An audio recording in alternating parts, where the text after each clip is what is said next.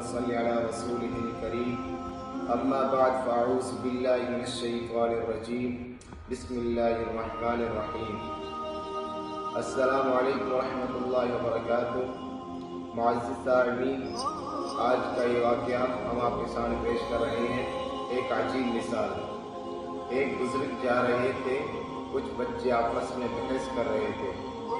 جب قریب سے گزرے تو بچے کہنے لگے، بابا جی ہم آپس میں کسی مسئلے پر بحث کر رہے ہیں، آپ ذرا فیصلہ کریں۔ اس نے کہا، بیٹا کیا مسئلہ ہے؟ بچے نے کہا کہ ہم آپس میں بحث کر رہے ہیں کہ ایک آدمی بڑا نیک ہو، کبھی گناہ نہ کیا ہو، اس کے دل پر اللہ کی خاص نظر رہتی ہے، یا ایک آدمی بڑا ہی گنہگار ہو اور سچی توبہ کر لے، اس کے دل پر خاص نظر رکھتی ہے۔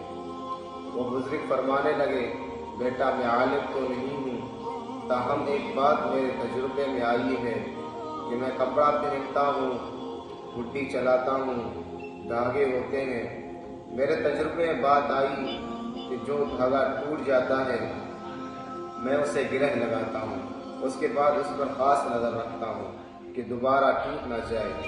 ممکن ہے جو بندہ شیطان کے راستے کو چھوڑ کر سچی توبہ کر لے، اللہ سے اپنی گانٹھ باندھ لے، ممکن ہے اس کے دل پر اللہ کی خاص نظر رہتی ہے، یہ بندہ دوبارہ ٹوٹ نہ جائے۔ صدق اللہ العظیم۔